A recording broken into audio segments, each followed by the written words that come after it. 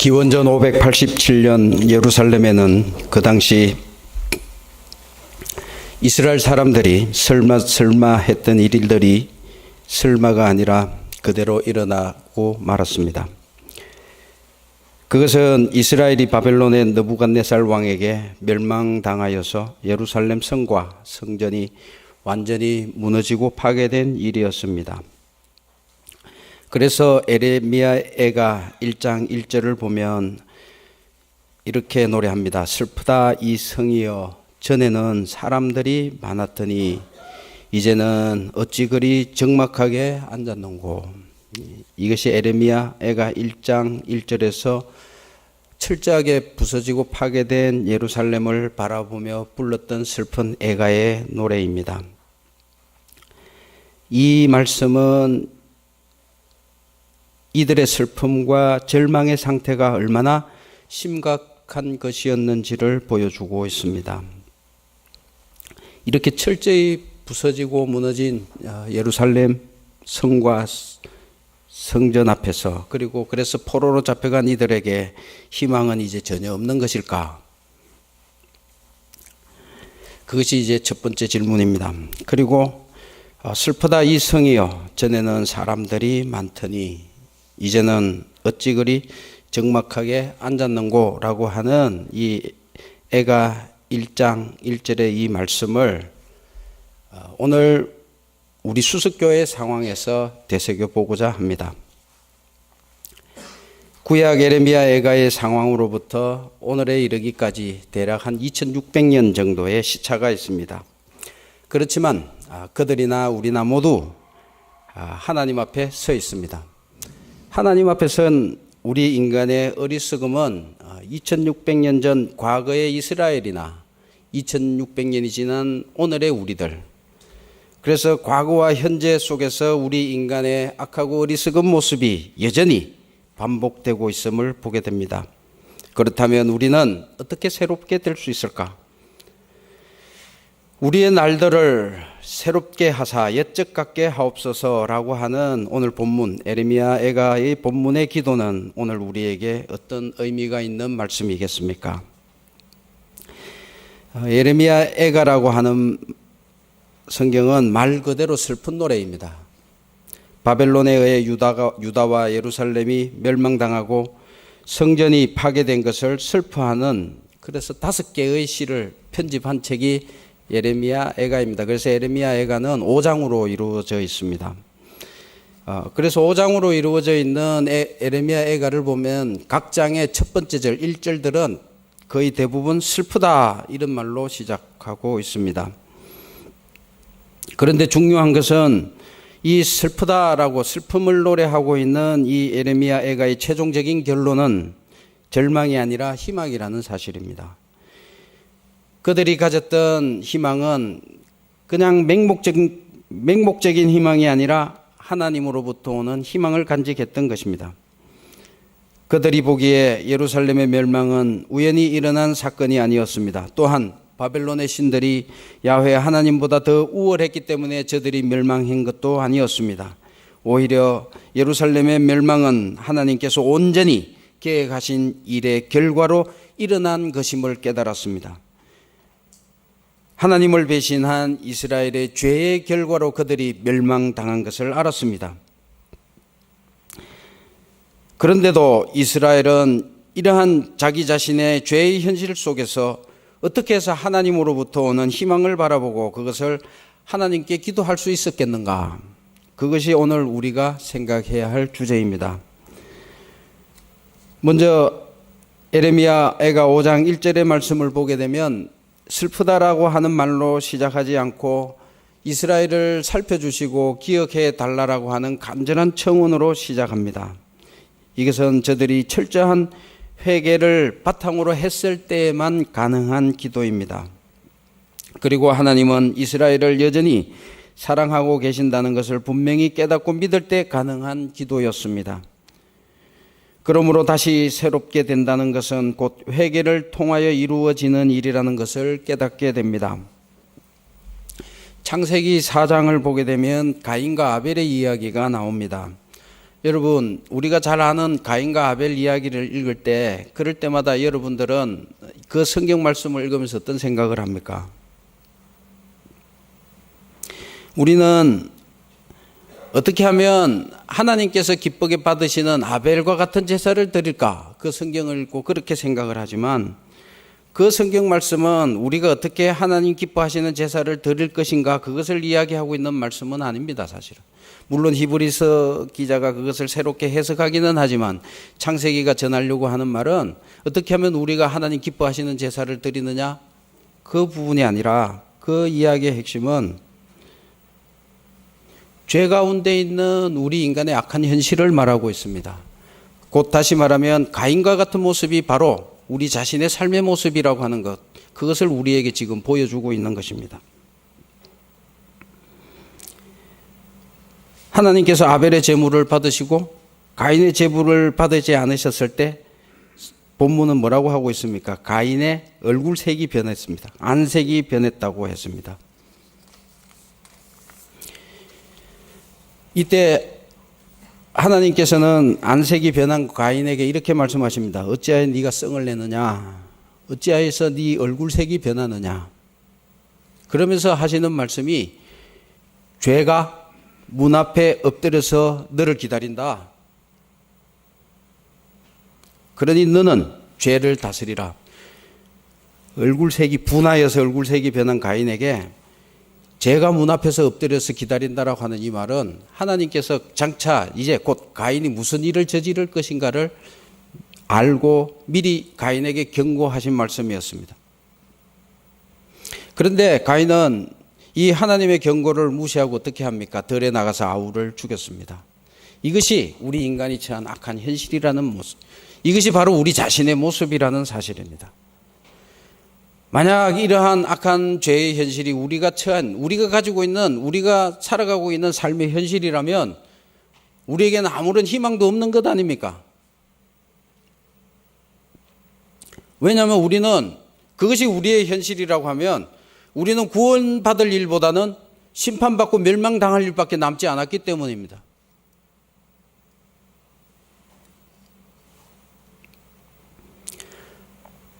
이것이 우리의 현실이라고 한다면 우리에게 희망은 전혀 없는 것입니까? 여러분 어떻게 생각하십니까?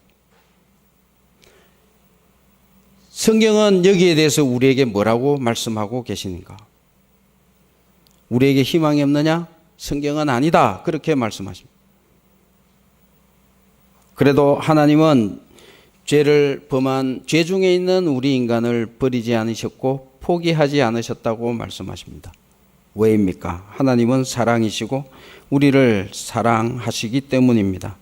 죄의 현실 가운데 있는 우리에게 만약 구원의 가능성이 있다면 그것은 우리 자신 안에 있는, 우리 안에 있는 가능성이 아니라 하나님으로부터 오는 가능성이다. 그런 말씀입니다. 하나님으로부터 오는 가능성, 여기에 대해서 오늘 신약의 본문 말씀은 뭐라고 증언하고 있는가? 오늘 우리가 읽은 신약의 본문은 니고데모와 예수님과의 대화입니다. 예수를 찾아온 니고데모는 바리새인이고 유대인의 지도자라고 했습니다. 오늘 본문에서 니고데모가 바리새인이라고 밝힌 것은 그것은 니고데모에 대해서 부정적인 의미로 말하려고 한 것이 아닙니다. 바리새인이라고 하는 것, 그것은 이 사람이 신실한 이스라엘이 되기 위해서 의식적으로 정결한 삶을 살려고 애쓰는 사람이요, 구별된 삶을 살려고 노력하는 사람이다. 그것을 알려주고 있습니다. 그래서 이렇게 정결한 삶을 살려고 하는 바리새인으로서의 니고데모의 관심은, 주된 관심은 뭐냐 하면 영생을 얻기 위해서 혹은 하나님 나라에 들어가기 위해서 우리가 해야 될 일이 뭐냐? 우리는 무엇을 행해야 합니까? 어떤 일을 해야 됩니까?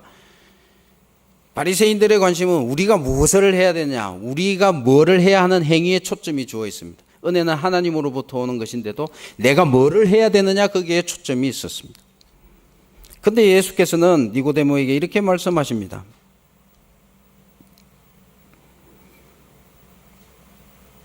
거듭나지 않고는 하나님 나라를 볼 수 없다고 그렇게 말씀하십니다. 여기서 거듭난다라고 하는 것은 하나님으로부터, 위로부터 온 이런 뜻이 있습니다. 그래서 예수님께서 거듭나야 한다라고 하는 것은 땅으로부터 오는 것이 아니라 하나님으로부터 위로부터 다시 태어나야 한다라고 하는 그것을 말합니다.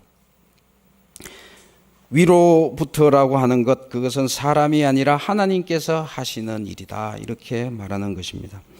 그런데도 니고데모도 그렇고 우리도 그렇고 여전히 우리는 내가 뭐를 해야 하느냐, 거기에 관심이 있습니다.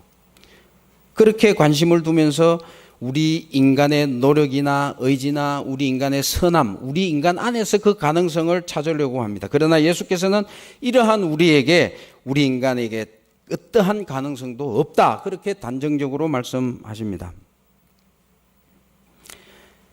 이 예수와 니고데모와의 대화에서 거듭난다라고 하는 것, 그것이 위로부터 오는 것이라고 했을 때 저는 이 위로부터라고 하는 이 개념에 대한 생각을 구약 안에서 이 개념을 구약의 거룩한 전쟁이라고 하는 이 개념 속에서 찾아보려고 합니다. 구약에는 출애굽한 이스라엘 백성들이 가나안 땅에 정착해서 왕국을 세우기까지 수많은 싸움과 전쟁을 합니다.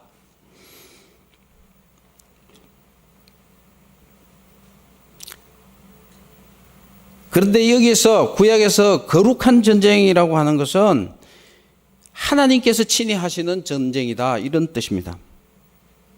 하나님께서 이스라엘을 위해 친히 싸우신다는 것으로서 구원은 전적으로 하나님의 은혜의 선물이지 우리 인간이 개입해서 할 수 있는 것이 아니다, 그것을 분명히 선언하고 있는 것, 그것이 거룩한 전쟁입니다. 이 거룩한 전쟁은, 구원은 인간의 공로의 대가로 보상받는 것이 아니라 전적으로 하나님께서 주시는 은혜의 선물이다, 그것을 강조하고 있습니다. 예를 들어 보게 되면 사무엘상 13장 14장을 보게 되면 사울과 블레셋의 군대가 서로 싸우는 이야기가 나옵니다. 이 본문을 보면 블레셋 군대가 군인 병사의 숫자는 나오지도 않습니다. 병거의 숫자가 3만이라고 합니다. 철병거의 숫자가 3만이요, 마병이 6천이요, 군인의 수는 해변의 모래처럼 많다라고 그렇게 기록되어 있습니다. 여기에 맞서는 이스라엘 군대는 고작 600명입니다. 그런데 600명 중에서도 칼을 든 사람은, 칼하고 창을 든 사람은 사울왕하고 요나단 두 사람밖에 없습니다. 나머지는 작대기나 막대기나 농기구나 적당히 이런 것 들고 전쟁에 나왔습니다. 이래 갖고 무슨 전쟁을 합니까? 병거만 해도 3만 대요, 마병만 해도 6천 명, 그리고 나머지 군사들은 보병은 생각할 수도 없는, 무기에서도 칼하고 창을 든 사람은 사울왕하고 요나단 두 사람밖에 없는데, 그리고 그냥 무지렁이 같은 600명을 데리고 지금 전쟁하러 나왔습니다. 이게 이길 전쟁입니까? 지는 전쟁? 보나마나한 전쟁 아닙니까? 그런데 사울의 아들 요나단은 뭐라고 하는가 하면, 하나님의 구원은 사람이 많고 적음이 있지 않다고 하면서 자기 자신의 무기를 들고 쫓아다니는 신부, 부하, 우리로 말하면 부관쯤 되겠습니까? 그 소년 한 명만을 데리고 블레셋 적진으로 뛰쳐들어갑니다. 그런데요, 요나단이 블레셋 진영으로 가게 되니까 블레셋의 군사가 요나단 앞에만 오면 웬일인지 넘어지고 자빠집니다. 그래서 이 무기를 든 소년이 가만히 있어도 자빠지는 군사를 그냥 톡톡 죽이기만 하면 됩니다. 그랬더니 블레셋 진영에 혼돈이 일어나서 자기들끼리 서로 죽입니다. 그래서 그 전쟁이 이겼다는 이야기입니다.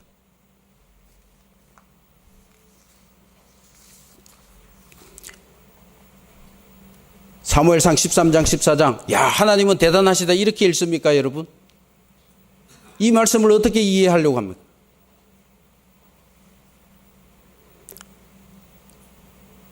하나님은 여기에서 말씀하려고 하는 핵심은 요나단이 이야기합니다. 하나님의 구원은 사람의 많고 적음에 있는 것이 아니라 하나님께서 친히 하신다라고 하는 것입니다.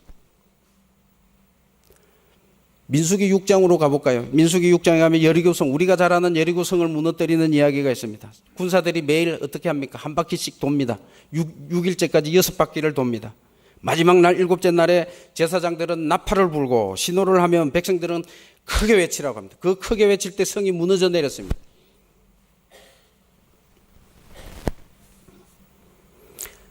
그런데 이 민수기 6장에 있는 이 말씀, 여기에서도 우리가 주의 깊게 봐야 될 또 거룩한 전쟁에 관한 말씀 속에서 주의 깊게 봐야 할 대목이 있는데요.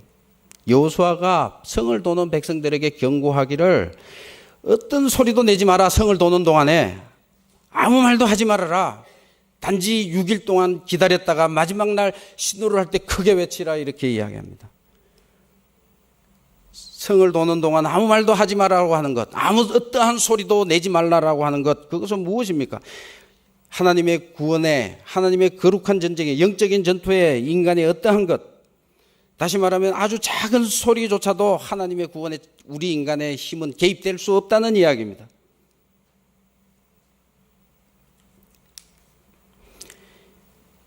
이외에도 구약에는 수도 없는 거룩한 전쟁에 관한 이야기가 계속 반복됩니다. 이러한 말씀들이 우리에게 전하는 메시지의 핵심은, 물론 하나님은 전지전능하신 분이라고 하는 것을 전제로 하고 있지만 그것이 아니라 하나님께서 우리에게 이루어 주시는 그 구원의 역사에 우리 인간의 공로는 개입할 여지가 없다는 이야기입니다. 하나님의 구원은 우리 인간의 공로에서 보상받는 보상이 아니라 전적으로 하나님께서 베풀어 주시는 은혜라는 사실입니다. 사무엘상 5장 보면 이스라엘이 블레셋과의 전투에서 언약궤를 빼앗긴 사건이 기록되는데 우리 잘 알 것입니다. 이스라엘이 블레셋과의 싸움에서 크게 패합니다. 그래서 왕을 세우기 전입니다. 블레셋의 장로들이 모여서 작전회의를 합니다. 왜 졌을까? 하나님이 우리와 함께 하지 않아서 졌을 것이다. 그래서 그러면 하나님이 어떻게 하면 우리와 함께 하실까? 그러면 모세의 법궤를 맨 앞에 앞세워서 가면 그 법궤에 하나님이 임하셔 오셔서 우리 싸움에서 이기게 할 것이다. 그래서 법궤를 앞세워서 싸움을 걸었습니다. 이겼습니까? 졌습니까? 이기기는커녕요 오히려 법궤까지 빼앗겨 버리지 않습니까? 망신도 이런 망신이 어디에 있습니까?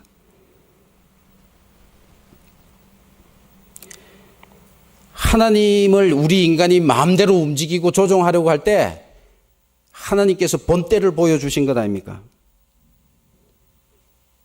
과연 하나님은 우리 인간이 마음대로 조정해서 법궤를 가지고 오면 하나님이 이리로 오시고 법궤를 가지고 저리로 가면 하나님은 저리로 가시고 그런 하나님입니까? 우리의 마음의 소원대로 해달라고 소원하면 그냥 그 소원만 들어주시는 그런 하나님이냐?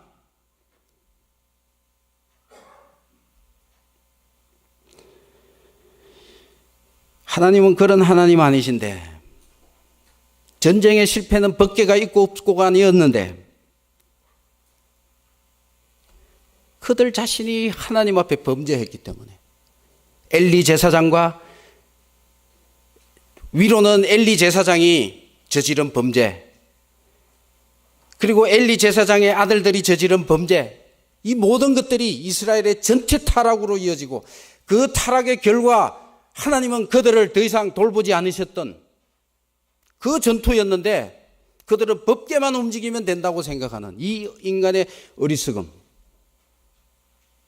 이것이 오늘 우리들에게도 그대로 이 어리석음이 우리들에게 그대로 있는 것 아니냐는 이야기입니다. 하나님께서 주시는 구원은 우리에게 달려있는 것이 아니라 전적으로 하나님께 달려있고 하나님으로부터만 온다는 이 사실이 구약과 신약의 일관된 메시지라는 이야기입니다. 아까도 말씀드린 것처럼 예수님 당시의 바리새파 사람들, 그들은 위선자라고 비난을 받았지만 그들은 신실하고 정결한 삶을 살려고 노력한 사람들이었습니다. 그래서 그들이 하나님 나라에 들어가기 위해서 어떤 행동을 해야 할 것인가를 계속, 어떻게 살아야 할 것인가를 계속 질문했습니다. 그러나 하나님의 구원은 우리의 공로에 따라 주어지는 보상이 아니라고 했습니다. 주님께서는 위로부터 오는 다시 태어남이 있어야 하나님 나라를 보게 될 것이라고 하셨는데, 그 위로부터의 태어남은 결국 내가 먼저 죽어야 한다라고 하는 사실, 그것을 알려주고 있습니다. 가령 사람들이 예수님께 표적을 보여달라고 말합니다. 근데 주님께서 뭐라고 대답하십니까? 내가 요나의 표적밖에는 보여줄 것이 없다라고 그렇게 말씀하셨습니다. 요나의 표적이란 무엇입니까? 니느웨 성으로 가라고 하는 이 하나님의 명령을 거부했던 요나가 물고기 뱃속에 삼켜져서 3일 동안 그 물고기 뱃속에서 죽음을 경험합니다. 그래서 하나님께서 다시 그 물고기 뱃속에 있는 요나를 다시 땅에 토에 넣었을 때 요나는 니느웨로 갈 수밖에 없었습니다. 이 요나의 거듭남은 무엇입니까? 첫 번째, 요나는 내가 왜 원수들에게 이 하나님의 구원을 전해야 하는가? 저 원수들은 죽어야 하는데 멸망당해야 될 것들을 왜 내가 구원하는 메시지를 전해야 하는가?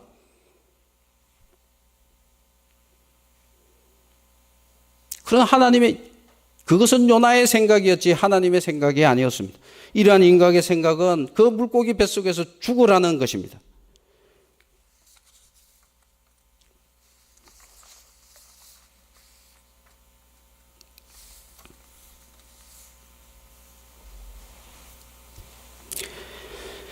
하나님의 뜻을 거스르는 요나의 생각은 바다에 던져졌고 물고기 뱃속에서 사흘 동안 죽음을 경험한 요나, 그 요나의 표적, 그것이 예수 그리스도의 표적이다.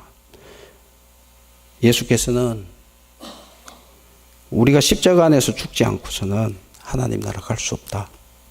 그렇게 이야기합니다.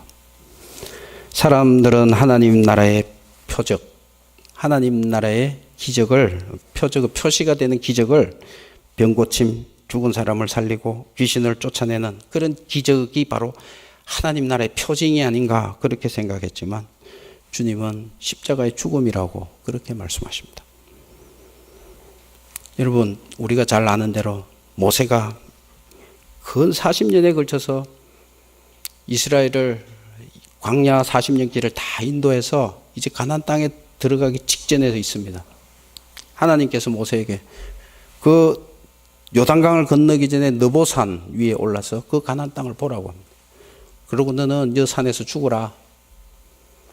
너는 가나안 땅에 못 가.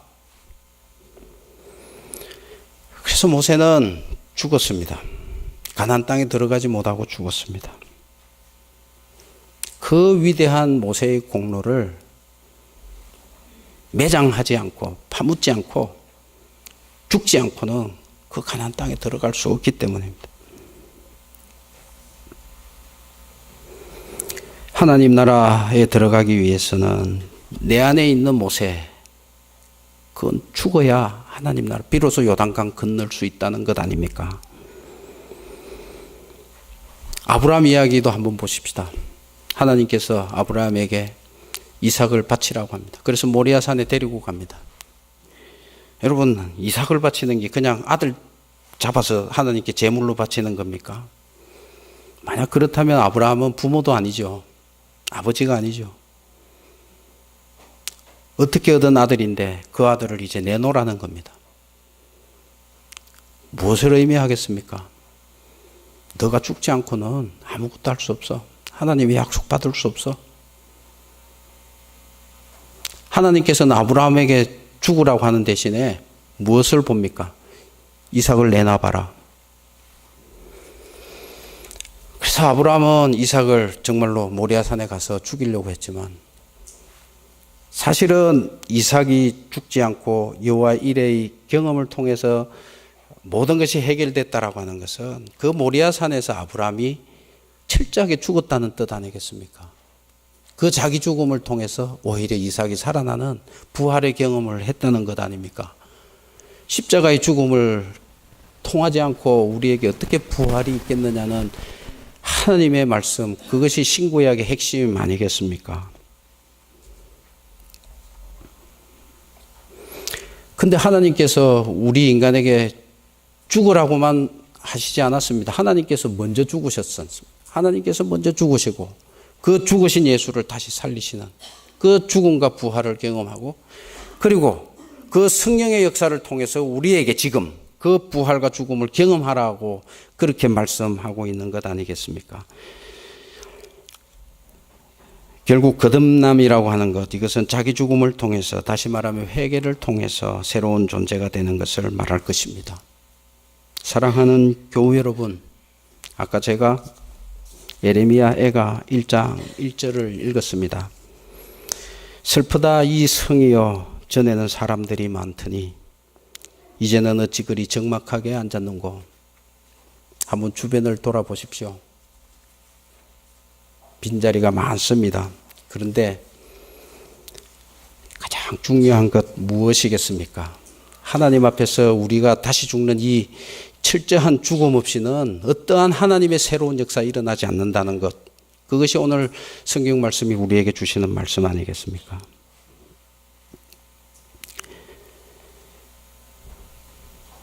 우리가 죽지 않는다면, 다시 말한다면 하나님께서 주인 되시는 자리에 내가 주인이 되려고 하는 그 생각을 버리지 않는다면 희망을 노래할 수 없을 것입니다. 에레미야 애가의 오늘 본문은 우리에게 이렇게 알려줍니다. 여호와여, 우리를 주께로 돌이키소서. 그리하시면 우리가 주께로 돌아가겠습니다. 우리의 날들을 다시 새롭게 하사 옛적 같게 하옵소서. 이 옛날 같게 하옵소서, 이 말씀은 과거의 영화에 대한 향수가 아닐 것입니다. 옛적 같게 하옵소서라고 원래의 모습으로 회복입니다. 치유입니다. 회복입니다. 하나님께로 돌아가는 것, 그것조차도 우리 인간의 의지나 노력으로 하지 않고 하나님의 도우심을 청원하고 있습니다. 우리는 오직 하나님의 사랑 안에서만 회복될 수 있고 하나님의 사랑에 의해서만 구원의 길을 걸어갈 수 있을 것입니다. 우리는 하나님께로 돌아가야 합니다. 느부산 위의 모세처럼 철저한 자기 죽음이 있어야 합니다. 우리의 삶이 하나님께로 돌아가서 다시 새롭게 되고 옛날 같게 되는 그런 놀라운 성령의 역사를 꿈꾸고 기도해야 할 것입니다. 기도하겠습니다.